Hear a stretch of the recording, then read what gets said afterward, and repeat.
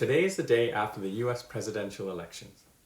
We have either three scenarios. Vice President Biden is the new president-elect, or President Trump has been re-elected for his second term, or we just don't know yet because the votes are still being counted. In either of these scenarios, how are we to respond? Though we live in Canada, the presidential election for our neighbor to the south has ramifications both for our economy and society, let alone the entire world. Whether we like it or not, politics has created a lot of divisions within families, marriages, churches, companies, and nations. So how are we to react? How are we to respond to such divisive times? Regardless of who the winner of the 2020 presidential election is, I would like to propose to us three important responses for us as followers of Jesus. The way forward, regardless of the winner, will be turbulent and will test the strength and resilience of our collective society to forge ahead instead of dissolving into chaos, cultural wars, and God forbid, violence. The first thing we must all do is to pray. Paul writes to Timothy in 1 Timothy chapter 2, verse 1 to 3 and says, I urge you, first of all, to pray for all people. Ask God to help them, intercede on their behalf, and give thanks for them. Pray this way for kings and all who are in authority so that we can live peaceful and quiet lives marked by godliness and dignity. This is good and pleases God our Savior.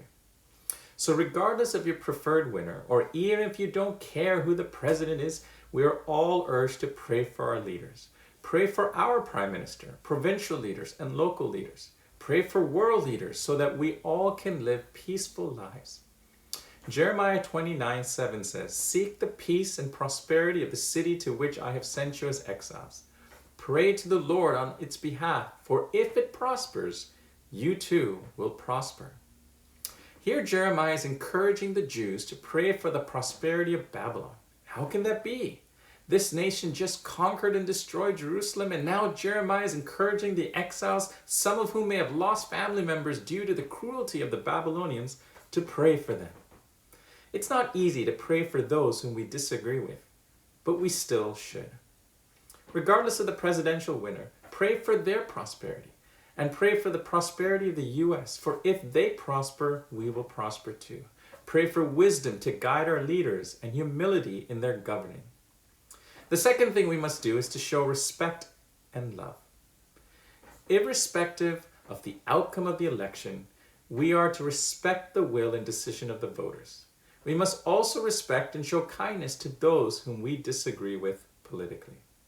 Peter writes in 1 Peter 2:17, Respect everyone and love your Christian brothers and sisters. What we lack so much in our present society is respect and love for others, especially those who don't think like us or behave like us or believe like us. Jesus takes it a step further and says, Love our enemies, do good for them, and pray for them.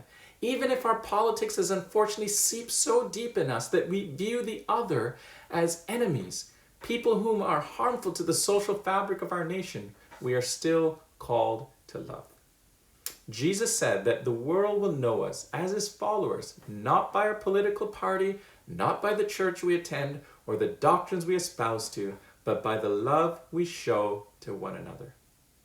So when you scroll through your social media feeds and see a friend or family member supporting a political party, a politician you vehemently disagree with or even hate, please remember to show love to them.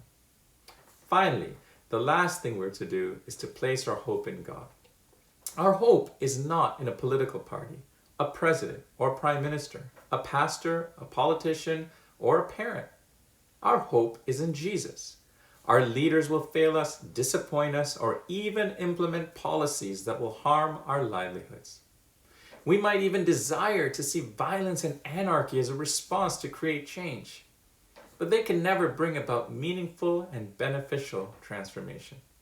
So trust in a God who will never fail us, leave us, and will one day ultimately reorient and recreate, redeem, and restore all things. As we navigate through the uncertainty of the future aftermath of this presidential election and the COVID-19 pandemic, let us continue to hope in a God that is working all things out to his desired completion.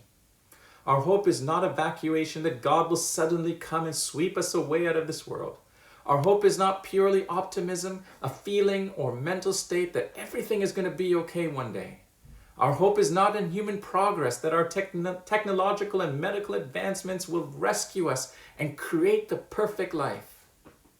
Our hope is a confident expectation rooted in God's promises and faithfulness, that the suffering Savior's death and resurrection has inaugurated the new creation where God will dwell with us forever. So whatever the outcome of the elections, pray for our leaders, the nations and its people. Respect and love each other regardless of their individual beliefs or political affiliations. And finally, place our hope and trust in God's promises and faithfulness.